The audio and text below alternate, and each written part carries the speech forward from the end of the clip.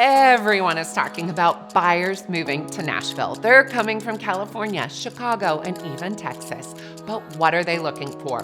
What will catch their eye? Here are 3 things you can do to prep your home for sale and grab the attention of our out-of-state buyers. Number 1, keep it easy.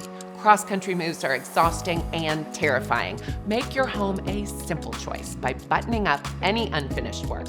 And we'll take these tasks off your to-do list as well and manage all the work, including cleaning up, landscaping, freshening paint, decluttering, updating lighting, everything they want and you don't have the time to do.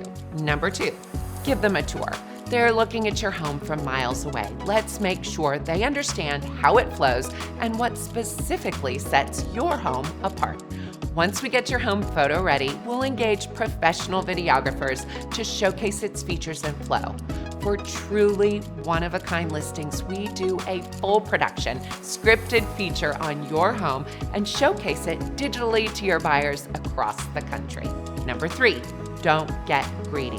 While our California buyers may be coming with bigger budgets, they are real estate savvy. They do their homework and they make strategic offers. Make sure your price is backed by facts, and you'll find a buyer excited to make your home their first Nashville home.